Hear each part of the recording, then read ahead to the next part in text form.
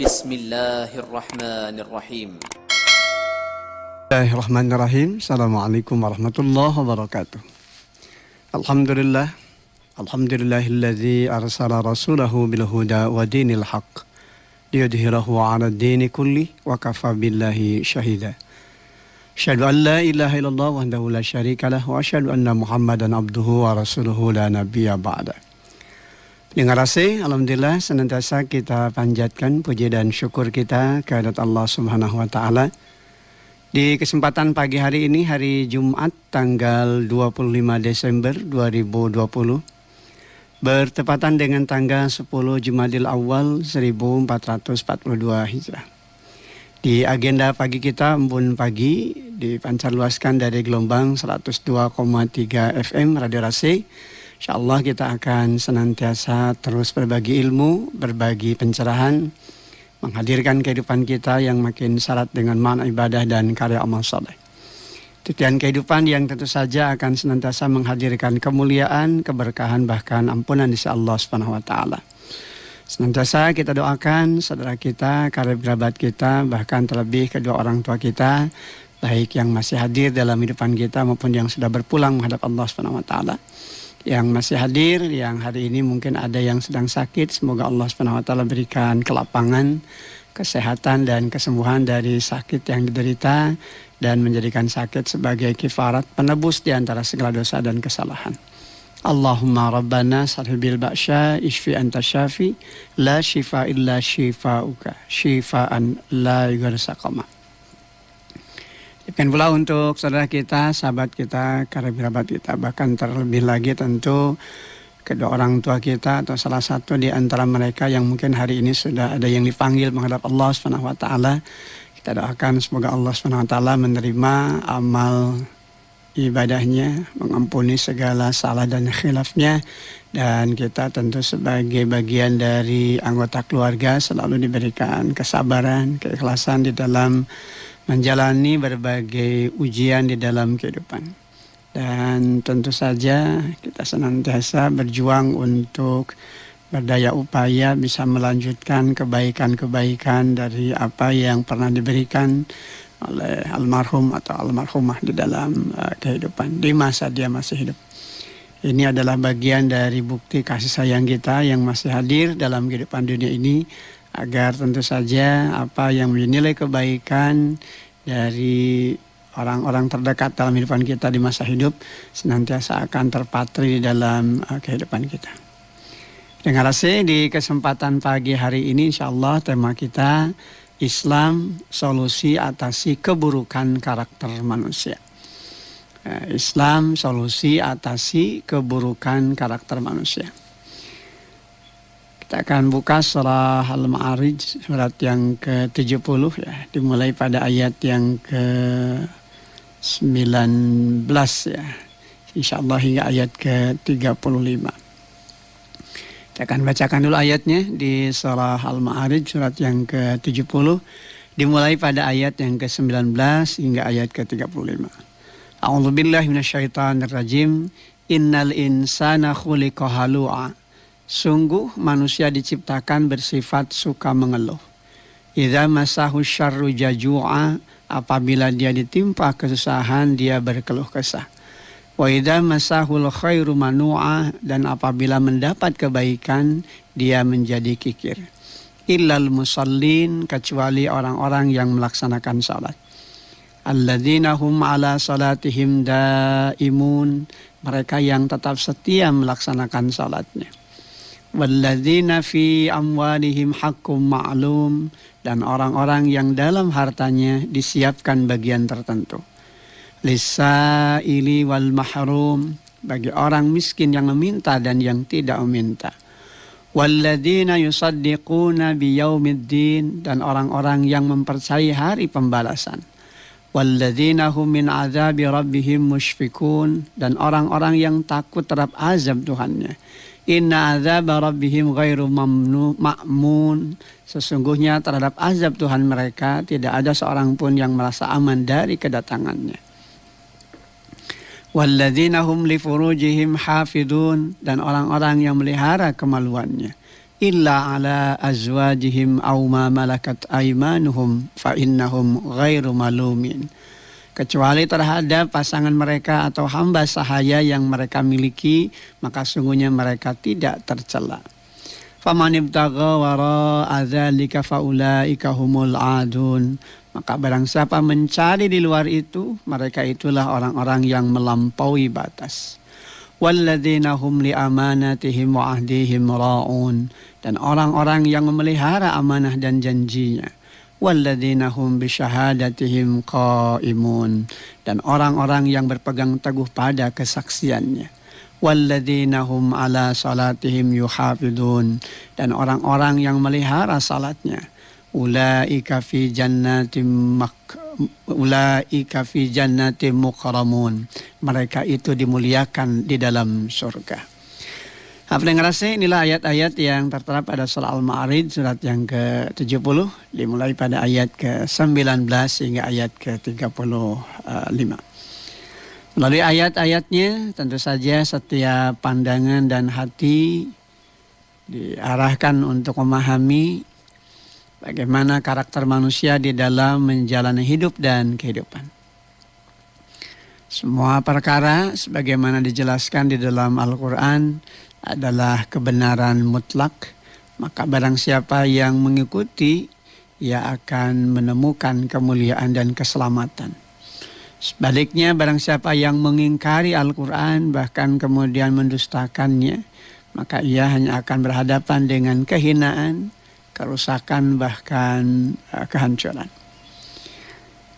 Bagaimana Al-Quran memaparkan karakter manusia dan bagaimana Islam dalam hal ini memberikan solusi atas permasalahan tersebut, maka ayat ke-19 hingga ayat ke-35 ini sesungguhnya memberikan penjelasan, memberikan penegasan bagaimana karakter manusia dan bagaimana sesungguhnya Al-Quran memberikan solusi agar kita tidak termasuk dalam kategori mereka-mereka yang dimasukkan di dalam karakter orang-orang yang buruk.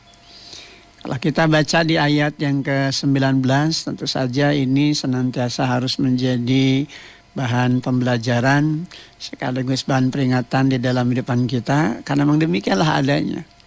Di ayat ke-19 di surah Al-Ma'arij ini dinyatakan oleh Allah, innal insana khuliqa halu'a. Sungguh manusia diciptakan bersifat suka mengeluh. Jadi suka berkeluh kesah, ya kan. Bagaimana ketika berhadapan dengan cuaca panas saja contohnya, sering mengeluh. Ketika diberikan hujan, juga mengeluh. Diberikan harta, juga mengeluh. Seringkali ada ketidakpuasan dari dalam dirinya.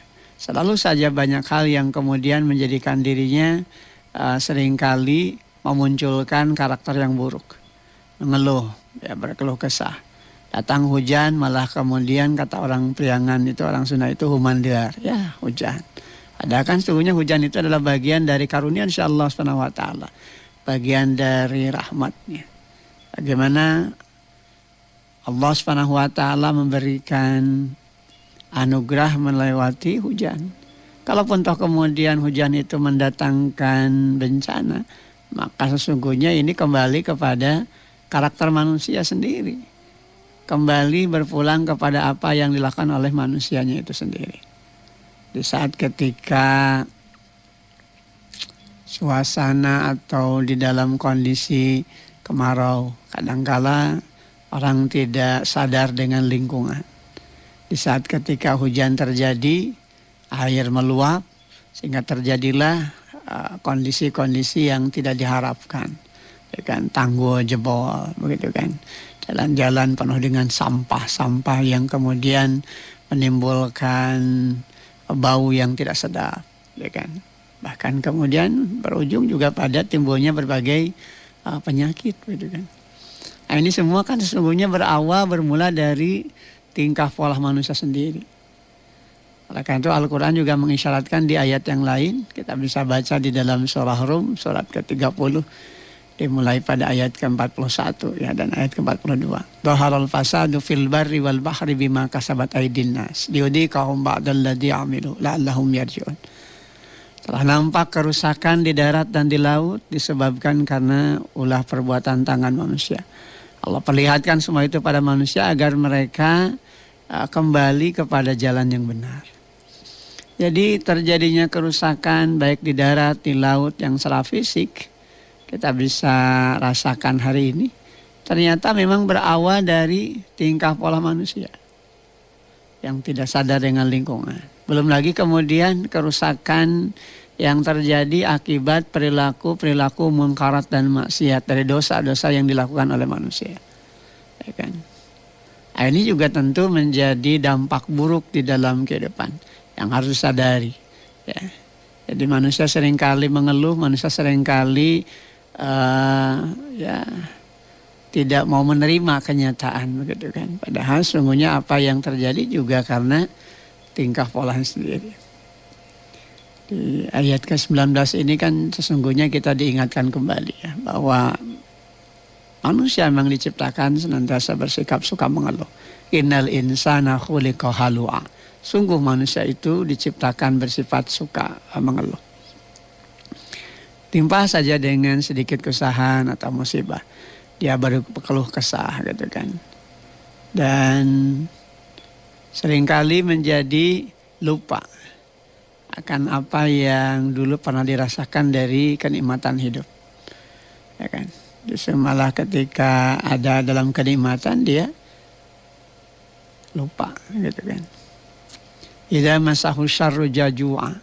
Apabila dia ditimpa kesusahan dia berkeluh kesah. Jadi sudah mengeluh ya berkeluh kesah gitu kan. Dari mulai ucapannya kemudian juga perbuatannya. Selalu tidak merasa puas, bahkan cenderung ya tidak bersyukur kepada Allah atas karunia, atas kenikmatan yang sudah Allah berikan. Jadi berkeluh kesah atas apa yang kemudian terjadi di dalam kehidupannya. Sehingga akhirnya memunculkan sifat-sifat negatif ya, atau nilai-nilai keburukan di dalam kehidupannya. Karena kalau ditimpa dengan hal yang tidak menyenangkan berkeluh kesah. Ya kan, terus saja kan kemudian bertumpuk dengan keluh kesahnya. Justru tidak menjadikannya sebagai bahan introspeksi, bahan evaluasi atau muhasabah. Kenapa ini terjadi? Ya, kalau kemudian terjadi kesulitan dalam dirinya, seringkali yang muncul justru malah tak jarang menyalahkan Allah. Allah tidak adil. Padahal justru Allah Subhanahu wa taala Maha Adil. Yang menjadikan hidupnya seperti itu ya dirinya sendiri, perilakunya sendiri. Dan ketika kenikmatan hidup itu datang di dalam dirinya, dia jadi kikir, apalagi kalau sudah berurusan dengan urusan harta, itu kan. Wa idza masahul khairu manu'a. Dan apabila mendapat kebaikan berupa harta, dia menjadi kikir. Seakan-akan apa yang dia dapatkan itu adalah dari hasil perjuangannya sendiri. Padahal sejatinya harus difahami bahwa anugerah rezeki berupa harta yang datang di dalam kehidupannya itu adalah bagian dari anugerah Allah. Karena kasih sayang Allah SWT. Jangan sampai kemudian dia merasa seakan-akan itu adalah miliknya. Karena sesungguhnya apa yang hadir di dalam kehidupan itu semua tidak pernah lepas dari campur tangan Allah. Semua pasti kembali kepada apa yang telah dikehendaki oleh Allah SWT.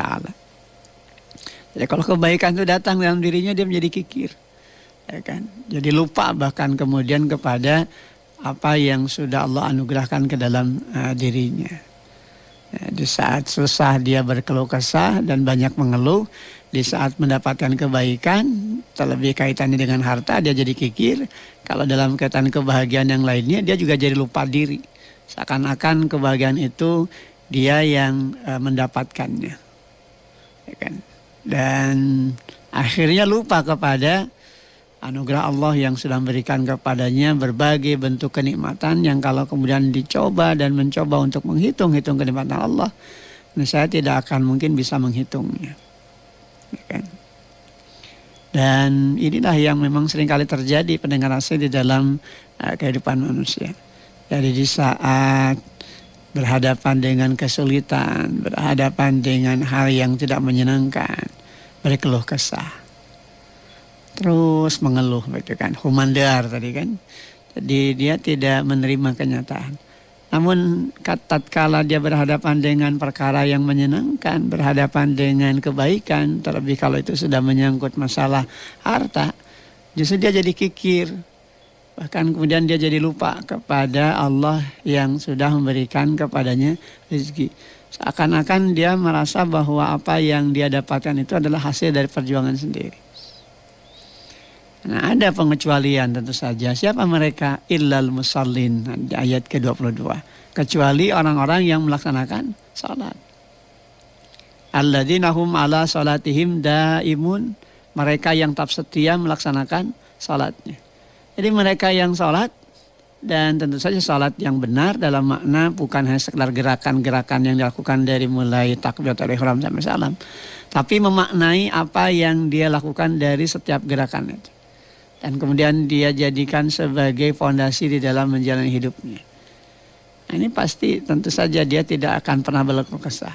Karena dua konsep hidup yang pasti selalu terbangun dalam jati diri mereka-mereka yang benar-benar beriman kepada Allah SWT dari buah sholatnya itu. Yang pertama, dia bersyukur tatkala dia mendapatkan anugerah. Jadi tidak lupa diri, tidak lupa daratan. Yang kedua, dia sabar tatkala berhadapan dengan perkara-perkara yang tidak menyenangkan. Nah, dua perkara ini yang kemudian menjadikannya tidak pernah gelisah hati. Jadi tidak akan muncul sifat karakter mengeluh dan kemudian menjadi berkeluh kesah karenanya. Kenapa? Dia yakin kembali kepada Allah. Segala perkara pasti sudah ada yang mengatur. Siapa ya? Kembali kepada Allah Subhanahu wa taala. Sehingga kesabarannya itu menjadikan dirinya makin kokoh untuk tidak pernah jauh dengan Allah, untuk tidak pernah melupakan anugerah-anugerah Allah yang sampai ke dalam dirinya. Bukan? Dan di saat ketika dia berhadapan dengan hal yang tidak menyenangkan, perkara-perkara yang buruk sekalipun, dia tetap sabar. Bahkan dia segera mengevaluasi diri, mengoreksi. Ya, kenapa? Karena ada kesadaran bisa jadi kesulitannya itu, keburukannya itu dikarenakan karena perilakunya yang tidak sesuai dengan apa yang dikehendaki oleh Allah. Nah, ini sangat jauh berbeda tentu dengan mereka-mereka yang ingkar, mereka-mereka yang mendustakan ayat-ayat Allah.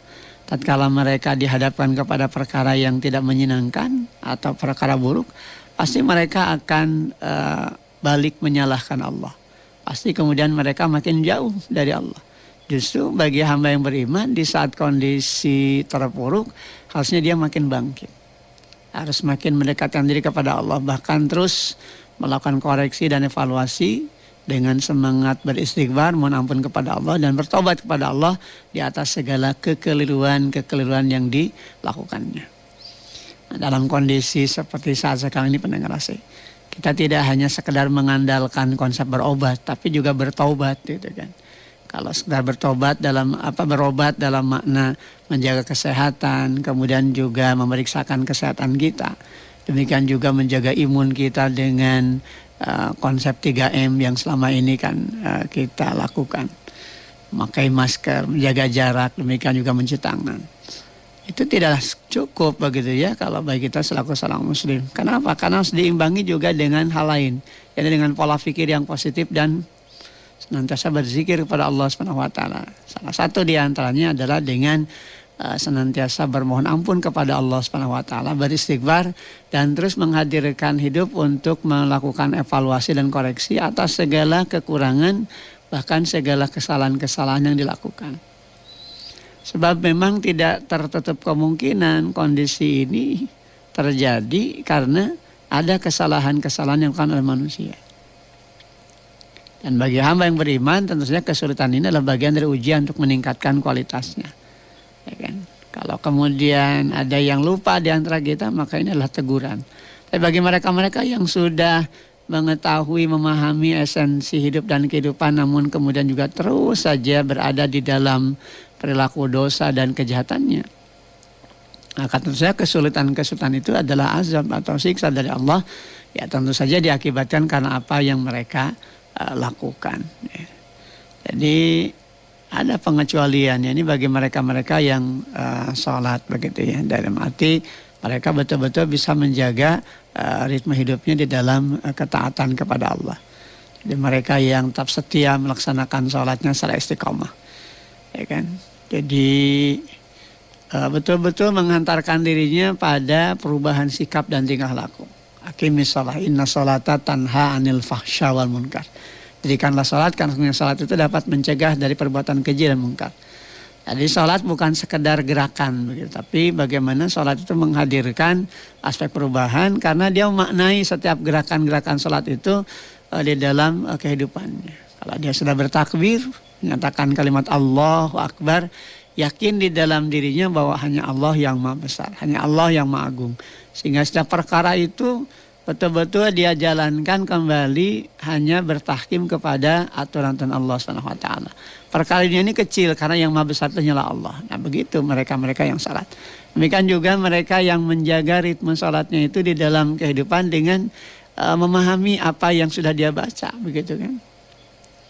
Kalau dia mengucapkan salam, betul-betul menciptakan nilai-nilai kedamaian di dalam kehidupannya. Bukan hanya bagi dirinya, tapi juga tentu bagi orang-orang yang hadir di dalam kehidupannya. Jadi mereka setia melaksanakan sholatnya, dan arti menjaga ritme hidupnya untuk senantiasa mengamalkan nilai-nilai sholat di dalam kehidupannya. Ada ungkapan sholat di luar sholat, gitu kan. Jadi bukan hanya ketika sholat saja dia ingat dan dia merasa diawasi oleh Allah. Bahkan di saat ketika dia tidak sedang sholat pun, setelah selesai sholat, dia beraktivitas dalam hidupannya, dia selalu merasa diawasi oleh Allah. Nah ini kalau ini betul-betul dibangun dalam hidupan kita, ya, insya Allah ini tidak akan terjadi keburukan, tidak akan mungkin orang melakukan kebohongan, orang tidak akan mungkin melakukan kezaliman, orang tidak mungkin melakukan tindakan-tindakan korupsi, manipulasi, begitu ya. Kenapa? Karena dia senantiasa merasa diawasi oleh Allah. Kenapa? Karena dia sudah membangun sholatnya itu menjadi ruh, menjadi nafas di dalam kehidupannya. Kemudian ini yang berikutnya, walladzina fi amwalihim haqqum ma'lum. Dan orang-orang yang di dalam hartanya disiapkan bagian tertentu. Jadi dia yang kemudian menjadikan harta itu menjadi nilai kebaikan. Jadi bagaimana harta itu pada akhirnya bisa dia bawa pulang tatkala kembali kepada Allah. Jadi apa? Jadi investasi. Jadi jariahnya. Jadi inilah yang nanti akan memuliakan. Dan memang kalau kita kembali kepada apa yang dijelaskan di dalam Al-Quran, ada harta yang tidak bisa dibawa mati, dalam makna ketika harta itu tidak digunakan untuk tujuan-tujuan beribadah kepada Allah. Adanya harta hanya makin menjadikan dirinya jauh dari Allah. Wa na'udzubillah min dzalik. Tapi ada harta yang justru keberadaannya bisa mengantarkan kemuliaan dirinya sampai ketika dia wafat sekalipun. Ya, ini manakala harta itu digunakan di jalan Allah. Digunakan untuk lahan ibadah dan amal soleh. Jadi investasi yang berharga untuk tujuan akhiratnya. Sehingga hartanya itu betul-betul bisa memberikan kemaslahatan, kemanfaatan bukan hanya untuk dirinya, tapi juga tentu untuk orang-orang yang hadir di dalam kehidupannya. Ada bagian-bagian tertentu yang disiapkan. Untuk apa? Untuk mereka-mereka yang berhak menerimanya. Ya kan? Kenapa? Karena di balik harta yang dia dapatkan, tentu saja ada hak orang lain yang harus dia berikan. Lisa ili wal mahrum, ya kan? Bagi orang miskin yang meminta dan yang tidak meminta. Ini Allah SWT menjelaskan bahwa ternyata ada orang miskin yang memang dia ini memiliki hak untuk menerima, tapi dia tidak pernah meminta. Kenapa? Karena dia menjaga kehormatannya. Ada juga yang meminta, gitu kan. Nah, ini yang kemudian harus dipahami oleh mereka-mereka yang berharta, para agnia. Di balik apa yang mereka miliki harus difahami bahwa ada hak-hak mereka-mereka yang di bawahnya. Jangan sampai kemudian merasa bahwa apa yang dimilikinya itu adalah miliknya. Apalagi merasa miliki, ini yang seringkali membuat jadi rusak ya, bahkan terbebani di saat ketika hilang dalam kehidupan. Karena harta itu bukan milik, tapi harta itu sesungguhnya adalah amanah, titipan dari Allah SWT. Oleh karena itu bagi mereka-mereka yang mengoptimalkan amanah titipan di sisi Allah SWT dengan tujuan-tujuan baik dan untuk nilai-nilai kebaikan, maka tentu saja dia akan mendapatkan kemuliaan dari apa yang dia dapatkan di dalam kehidupannya yang kemudian dia sadari itu sebagai sebuah amanah atau titipan di sisi Allah Subhanahu wa taala. Terhadap mereka yang meminta, terhadap mereka yang tidak meminta, tentu saja mereka siapkan. Terlebih tentu kepada mereka-mereka yang tidak meminta. Jadi memang kita harus sadar begitu ya, dalam arti paham begitu ya. Kita tahu dia memang tidak memiliki kemampuan secara finansial dalam arti harta. Namun kemudian dia tidak pernah meminta-minta. Kenapa dia menjaga kehormatan? Nah, justru terhadap orang seperti ini yang harus kita perhatikan. Ya, sebab kadang-kala kan ada orang yang meminta, tapi sebetulnya dia tidak berhak menerima sebetulnya. Tapi ya memang karena karakternya saja yang cenderung meminta begitu ya. Nah, terhadap mereka-mereka yang seperti ini justru harus diberikan pendidikan. Jangan sampai kemudian mereka terus-terusan kebiasaan untuk diberi begitu ya. Karena justru jadi merusak mental begitu ya. Jadi kahayang nanti dibere begitu kan. Karena sebenarnya dia punya kesanggupan, punya kemampuan untuk berusaha, berjuang begitu kan. Yang harus jadi perhatian bagi kita justru adalah terhadap orang-orang miskin yang memang dia tidak sanggup untuk berusaha. Dalam arti dia sudah berjuang, berusaha, tapi kemudian apa yang dia perjuangkan, apa yang dia usahakan itu masih juga belum memenuhi. Artinya memang dia layak untuk mendapatkan bagiannya. Dan mereka berharta, ya tentu saja mereka harus betul-betul menyiapkan ini. Dan ini adalah bagian dari cermin keimanan. Apalagi kepada mereka-mereka yang tidak minta dan kemudian kita tahu bahwa dia memang layak untuk menerima. Tapi memang dia menjaga kehormatan dirinya, ini luar biasa gitu ya. Dia sesungguhnya punya hak untuk menerima, tapi dia tidak pernah meminta-minta.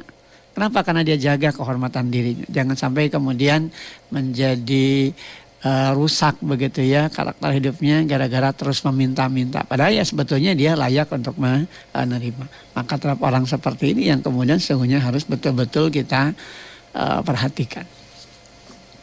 Nah, pendengar AC, kemudian yang berikutnya orang-orang yang tidak akan mengeluh dan tidak memiliki sifat keluh kesah itu adalah orang-orang yang senantiasa khauf ya, takut ketika berhadapan dengan azab Allah. Artinya apa? Dia pasti akan hidup di dalam ketaatan. Nah, di ayat ke-20 di 26 ini masih 26 nih, orang-orang yang mempercaya hari pembalasan ini ya 26. Walladzina yusaddiquna biyaumiddin, dan orang-orang yang percaya hari pembalasan. Mereka pasti tidak akan mengeluh, yakin kepada Allah. Ketika berhadapan dengan perkara yang tidak menyenangkan, yakin nanti Allah akan memberikan yang terbaik dalam kehidupannya. Ketika ada orang yang menzalimi, ketika ada orang yang terus membulinya, dia tidak menjadikannya gentar, tidak menjadikannya lemah. Yakin kan ada ya balitunganan akan ada pembalasannya. Kenapa? Karena dia mempercayai hari pembalasan. Makanya keimanan itu ya berbanding lurus dengan keyakinan akan hari perhitungan. Mereka-mereka yang tidak yakin dengan hari pembalasan, hari perhitungan, hari kemudian, tentu saja mereka bukan saja diragukan keimanan, tapi dia sudah keluar dari nilai-nilai keimanan. Gitu kan. Kenapa? Karena ciri orang yang beriman dalam makna yang sungguhnya itu adalah mereka-mereka yang meyakini akan datangnya hari perhitungan, akan datangnya hari pembalasan. Akan ada saatnya ketika pertanggungjawaban itu dilakukan dan mereka harus bersiap diri begitu ya, melewati pertanggungjawaban dari apa yang sudah dia lakukannya. Demikian juga mereka-mereka yang takut terhadap azab Tuhannya. Walladzina hum min adabi rabbihim musyfikun. Dan orang-orang yang takut terhadap azab Tuhannya. Jadi dia tidak main-main dalam menjalani hidup. Ya kan? Sehingga mempersiapkan bekal menghadapi. Ya, boro-boro nantang begitu ya. Baru baca ayat terkait dengan azab dan siksa saja sudah merinding, menangis begitu. Hamba yang beriman itu. Beda dengan mereka-mereka yang sudah mengalami degradasi keimanan. Malah bukan hanya menentang terhadap aturan Allah, malah nantang gitu. Ingin dimasukkan ke dalam jilatan api neraka. Wa na'udzubillah min dzalik. Jangan sampai terjadi, sebab ini tentu saja berarti jiwanya sudah sakit begitu. Jadi kalau ada orang seperti itu. Jadi bagaimana orang yang beriman itu justru mereka senantiasa takut terhadap azab Tuhannya. Karena yakin pasti akan datang hari perhitungan, akan datang hari pembalasan. Walladzina hum min adabi rabbihim musyfikun. Dan orang-orang yang takut terhadap azab Tuhannya. Sehingga dia betul-betul menyiapkan perbekalan terbaik untuk saat di mana nanti dia kembali menghadap Allah Subhanahu wa taala. Sehingga kalau dia mencanangkan agenda target hidup untuk dunia, dia tidak lupa untuk mencanangkan target akhirat dan malah kemudian menjadi perkara yang betul-betul menjadi perkara yang utama dan diutamakan dalam hidupnya. Jadi kalau untuk urusan dunia dia punya planning, perencanaan yang baik, maka tentu untuk urusan akhirat seharusnya harus jauh lebih baik lagi. Kenapa? Ya, karena urusan dunia ini kan sifatnya sementara waktu. Istilahnya transit. Tapi kalau untuk urusan akhirat adalah perjalanan panjang yang kemudian nanti akan menentukan berhasil atau tidaknya dia menjalani kehidupan, begitu kan. Maka dia siapkan bekal berupa apa? Berupa ketakwaan, ketaatan, ketundukan dan kepatuhannya kembali kepada Allah. Sehingga selalu berusaha begitu melaksanakan perintah Allah dan menjauhi apa yang dilarang oleh Allah SWT. Karena memang tidak ada seorang pun yang bisa aman dari azab Allah ketika azab atau siksa itu datang. Karena itu dia senantiasa mawas diri, senantiasa berhati-hati, selalu melakukan evaluasi dan koreksi diri. Karena memang tadi tidak akan ada seorang pun yang merasa aman dari azab Allah ketika azab atau siksa itu datang. Nah, ini di ayat ke-28 ya, di surah Al-Ma'arij dinyatakan oleh Allah. Inna azaba rabbihim ghairu ma'mun. Ya. Sesungguhnya terhadap azab Tuhan mereka tidak ada seorang pun yang merasa aman dari kedatangannya. Jadi siapapun begitu ya, yang merasa dirinya beriman kepada Allah dan menanamkan keyakinan dalam dirinya, pasti dia akan berhati-hati dalam kehidupannya.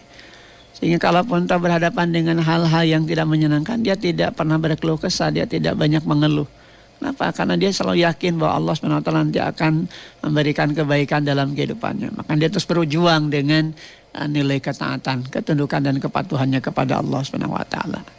Merasa khawatir kalau kemudian nanti dia berada di dalam siksa api neraka. Kenapa? Karena dia tentu saja yakin bahwa tidak akan ada seorang pun yang merasa aman dari siksa Allah. Inna azaba rabbihim ghairu ma'mun, begitu kan. Sesungguhnya terhadap azab Tuhan mereka tidak ada seorang pun yang merasa aman dari kedatangannya.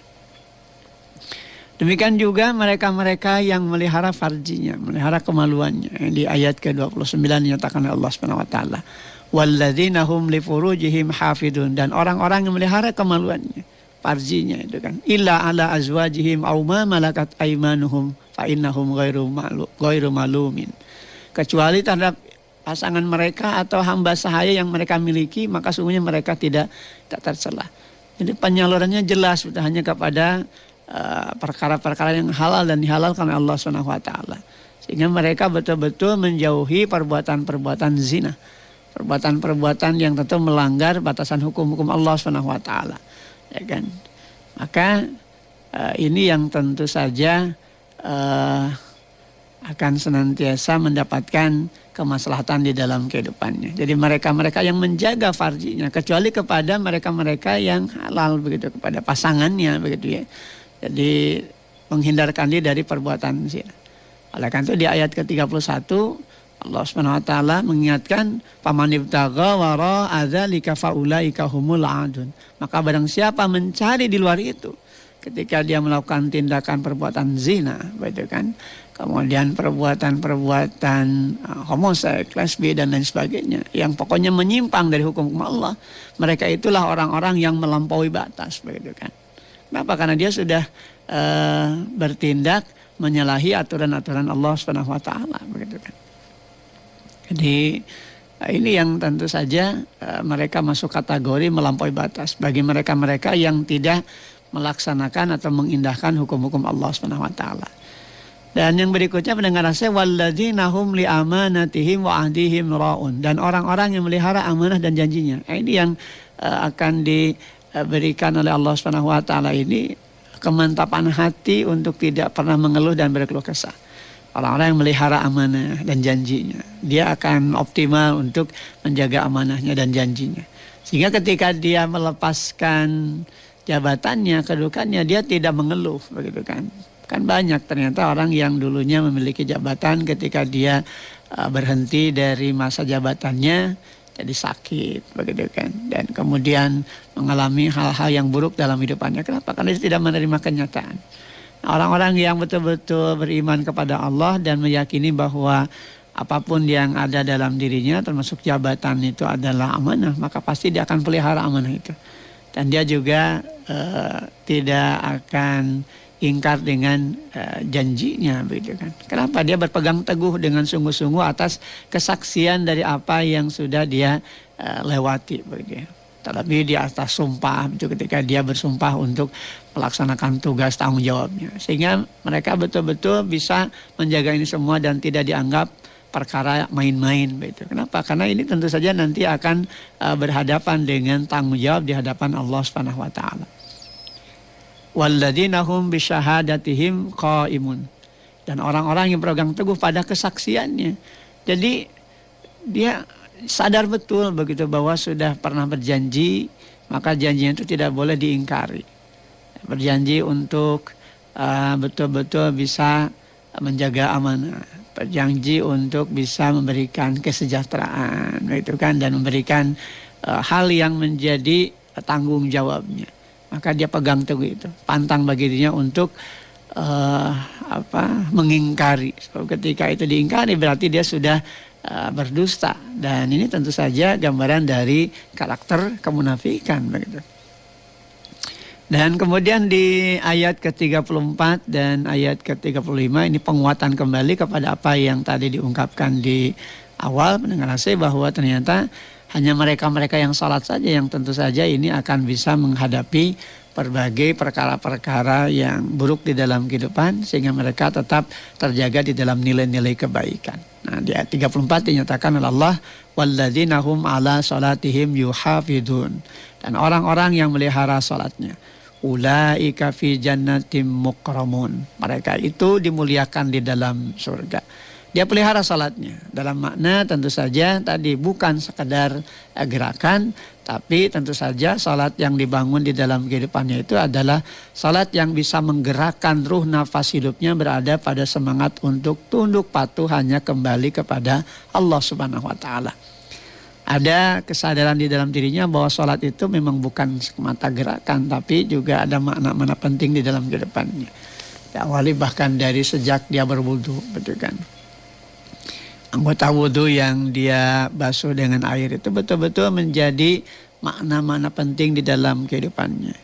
Dan ketika dia sudah melaksanakan sholat, maka nilai sholat itu terbangun di dalam kehidupan sehari-hari ternyata, gitu kan. Jadi ungkapan saya tadi, sholat di luar sholat. Jadi kalau sedang sholat dia merasa diawasi oleh Allah Subhanahu wa taala, maka ketika dia sedang bekerja, ketika dia sedang beraktivitas, ketika dia sedang melakukan perjanjian, dia jaga sholatnya. Itu artinya memelihara sholatnya dengan baik. Dia betul-betul memahami bahwa di balik semua hal yang sudah dilakukan itu pasti akan ada pertanggung jawabannya. Maka tentu saja mereka yang seperti ini akan mendapatkan kemuliaan dari Allah Subhanahu wa taala. Ulaika fi jannatim mukramun. Mereka itu dimuliakan di dalam surga.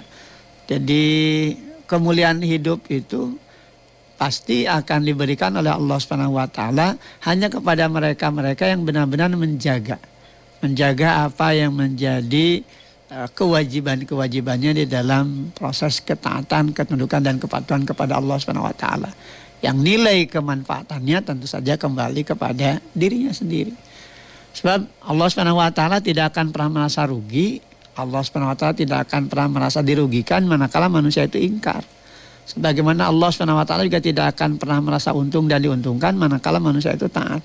Sebab ketaatan, demikian juga pengingkaran atas aturan Allah, dampak akibatnya tentu dirasakan oleh manusia itu sendiri. Mereka yang taat, mereka yang tunduk patuh kepada Allah, tentu mereka akan menikmati kemuliaan di dalam hidup dan kehidupannya. Allah akan apresiasi bahkan dengan pahala yang berlipat ganda, dengan kenikmatan hidup yang sungguh sangat luar biasa. Dan surga adalah tempat paling mulia untuk memuliakan mereka-mereka yang hidup di dalam ketundukan, kepatuhan kepada Allah Subhanahu wa taala. Adapun siksaan, adapun kehinaan, kerugian, bahkan kebinasaan, tentu saja Allah Subhanahu wa taala timpakan kepada mereka-mereka yang mengingkari dan menistakan. Itu pun tentu saja karena perbuatan mereka sendiri. Karena Allah tidak zalim kepada hambanya. Sepanjang manusia itu berbuat kebajikan dan dia menjaga nilai kebaikan dalam hidupannya, maka tentu saja Allah SWT akan memberikan kemuliaan di sepanjang hidup dan kehidupannya. Dengan rasa inilah ayat-ayat yang tentu saja insya Allah akan senantiasa menjadi motivasi, menjadi inspirasi berharga di dalam kehidupan kita. Bagaimana kita senantiasa memahami kembali esensi hidup dan kehidupan kita agar benar-benar berada di dalam nilai kemuliaan. Ditandai ketika kita senantiasa menjaga, memelihara sholat kita. Demikian juga tentu terbangun semangat berempati kepada sesama. Demikian juga bagaimana senantiasa menghindarkan diri dari perkara-perkara yang dilarang oleh Allah SWT. Jangan sampai melakukan tindakan-tindakan kemaksiatan dan dosa. Kan? Karena ini semua tentu saja nanti akan menimbulkan keburukan, bahkan kerusakan dan kebinasaan di dalam kehidupan. Konsisten untuk senantiasa berada di dalam garis ketaatan, ketundukan dan kepatuhan kepada Allah, maka itulah hal penting yang tentu akan mengantarkannya kepada derajat kemuliaan. Oleh karena itu, atas kasih sayang Allah SWT, kita senantiasa dibimbing, senantiasa diarahkan melalui Al-Quran, sehingga insya Allah tentu ini akan memberikan penajaman di dalam batin kita untuk terus berjuang berada pada garis hidup yang lurus sebagaimana yang dikehendaki oleh Allah Subhanahu wa taala. Ketika Al-Qur'an ini benar-benar kita hadirkan sebagai petunjuk, gitu kan. Maka kita tidak akan mungkin salah arah dan langkah. Lurus berjalan sesuai dengan apa yang dikehendaki oleh Allah Subhanahu wa taala. Kita akan terbimbing. Kenapa? Karena Al-Qur'an akan menjadi pedoman yang memberikan pedoman di dalam kehidupan kita. Bagaimana seharusnya kita menjalani hidup dan kehidupan. Demikian juga tatkala kita berjalan kita akan menemukan cahaya yang dengan cahaya itu kita sampai kepada tujuan yang kita harapkan. Nah ini fungsi Al-Quran sebagai jalan cahaya. Maka kemanapun kita pergi dan dimanapun kita berada, pegang teguh Al-Quran karena inilah bagian dari petunjuk, bagian dari pedoman bahkan jalan cahaya di dalam kehidupan kita. Dengan rasa mudah-mudahan apa yang dipaparkan di kesempatan pagi hari ini menjadi ilmu, jadi inspirasi bagi kita dan tentu menjadi ruh bahkan nafas di dalam hidup dan kehidupan kita untuk terus berjuang senantiasa mengikuti apa yang dikehendaki oleh Allah SWT untuk kemudian kita mendapatkan garis kemuliaan hidup dari setiap nilai ketaatan, ketundukan dan kepatuhan kita kepada Allah SWT. Sebab tidak ada hal yang paling muliakan, tidak ada hal yang paling membahagiakan di dalam kehidupan kita, melainkan tatkala akhir kesudahan kehidupan kita benar-benar berada di dalam garis kemuliaan di sisi Allah Subhanahu wa taala. Sebagaimana yang kita baca tadi di ayat yang ke-35 di surah Al-Ma'arij, ulaika fi jannatin mukramun. Mereka itu dimuliakan di dalam surga. Untuk bisa menjadi hamba yang mulia dan dimuliakan, maka tetaplah berada pada garis hidup yang lurus, taat patuh menjalankan aturan Allah Subhanahu wa taala. Karena apa yang Allah Subhanahu wa taala berikan melewati Al-Qur'an adalah bentuk kasih sayangnya. Maka sangat rugi manakala Allah Subhanahu wa taala sudah menyayangi kita tapi kita tidak merasa disayangi oleh Allah. Dan akan jadi kemuliaan ketika Allah Subhanahu wa taala memberikan kepada kita Al-Qur'an dan memberikan bimbingan arahan kepada kita dan kita tunduk patuh kepada apa yang dinyatakan di dalam Al-Quran, maka tentu kita akan mendapatkan garis hidup yang penuh dengan kemuliaan tersebut. Terima kasih. Demikian apa yang bisa disampaikan. Mohon maaf atas segala kekurangan. Aku qouli hadza wa astaghfirullah li wa lakum. Walhamdulillahirabbil alamin. Assalamualaikum warahmatullahi wabarakatuh. Alhamdulillah.